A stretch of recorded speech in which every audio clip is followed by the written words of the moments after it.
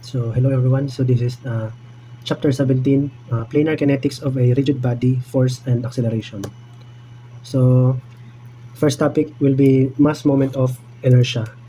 Mass moment of inertia is a measure of an object's resistance to angular acceleration. So suppose we have an object, we will find the mass moment of inertia in the z-axis. So given the moment arm denoted by r or the radius to the mass element, the whole object. So the formula for mass moment of inertia. So this is the formula for mass moment of inertia if density is not considered. So if density is considered, the rho or the density is equal to mass over volume. So if we replace the dm, we can replace the dm with the rho dv. So the formula for mass moment of inertia when density is considered is I is equal to density integral from v r squared dv. So there are two ways to calculate mass moment of inertia when axis goes through the center of mass. Okay, so the two methods are shell method and disk method. Let's start with shell method first. So in shell method, so y will be the radius of the shell and dy will be the thickness and z will be the height of the shell. So the formula for the volume of the shell element is dv is equal to quantity of 2 pi y times multiplied by z dy.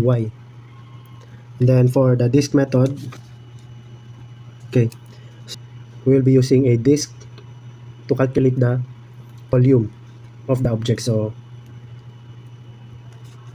y will be the radius of the disk, dz is the thickness, and z is the distance from the base.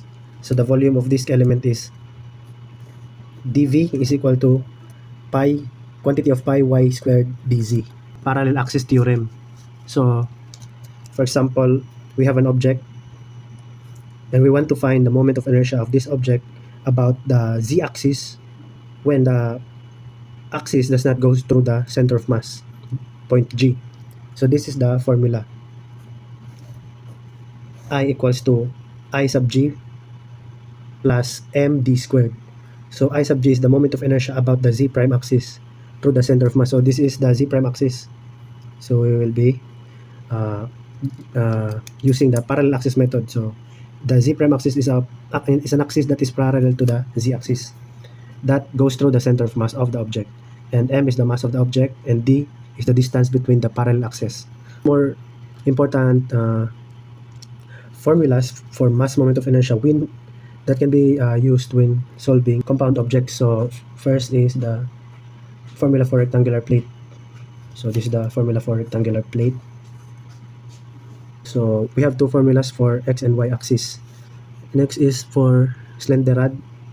So the formula for slender rod, and for circular disc, the formula is I over x, I sub x is equal to I sub y is equal to 1 over 4 m times r squared.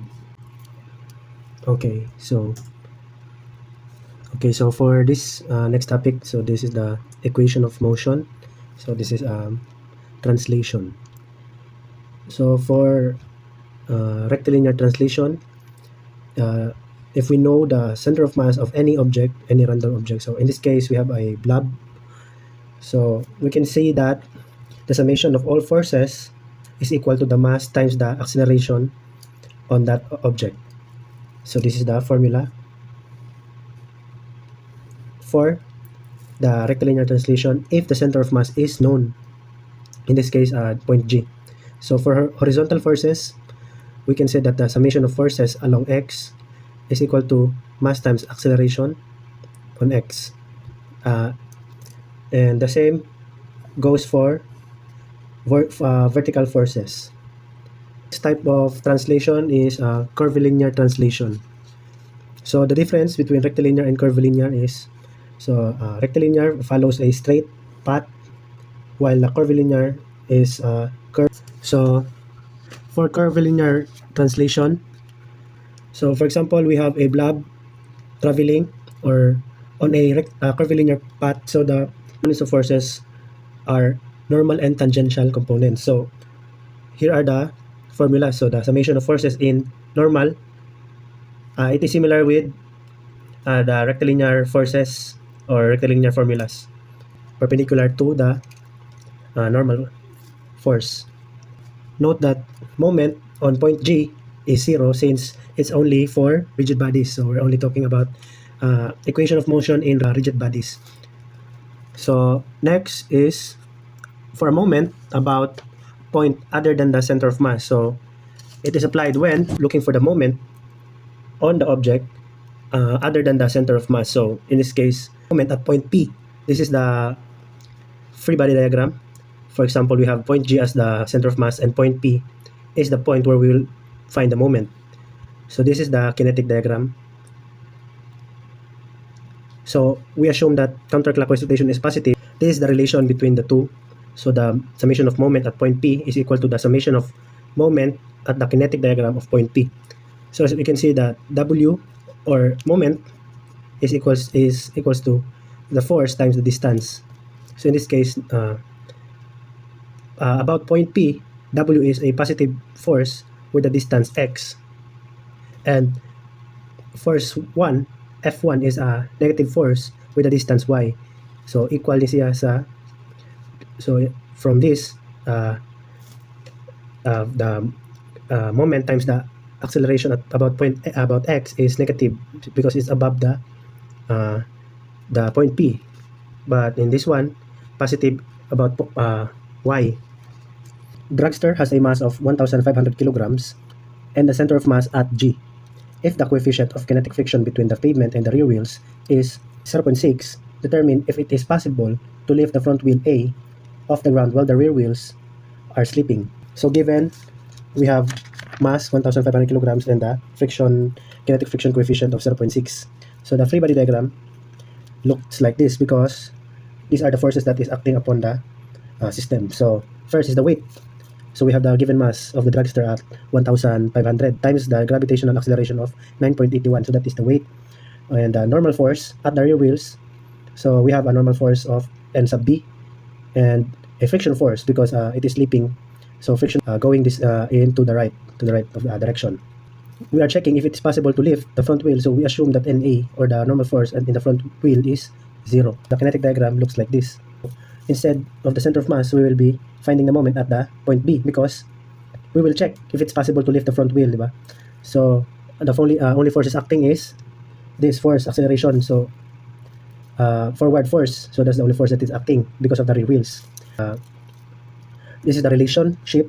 So assuming that the counter or the clockwise rotation is positive, so summation of moment at B is equal to the summation of moment at the kinetic diagram at point P. Or on this side, we have 1,500 multiplied by 9.81. So we will disregard this moment or these forces, the normal force at B and the friction force, because we are looking for the moment at point B. 1, because that's the distance or the perpendicular distance from the point to the moment or the moment arm or from the force. So 1 meter, we have 1 meter. 0.25 since it is 0.25 above the point B. So 0.25. Okay, directly solve the acceleration. So acceleration is equal to 39.24 meters per second squared. So assuming that all forces to the right is positive, the summation of forces along x or the friction force is equal to the mass times the acceleration on x, diba? Equal to 58,860 Newton. So assuming that upward forces are positive, the summation of forces along y-axis is equal to mass times the acceleration on y. So magiging NB, diba? And then NB, and then minus 1,500 because we have the weight. So 1,500 going downwards and this is upward. So negative na 1,500 times 9.81, okay, is equal to 15 times 0, diba? Alright, 15 times 0. So this value is the friction force or the maximum because it is limited by this number. So the F friction max, the force of the friction maximum is 8,829 Newton. So that's the maximum friction. And this number, the 58,860 Newton is the required. So it's not possible to lift the wheel A because the maximum friction or the maximum force that we have is only 8,000 and the required is 58,000. So this is the answer.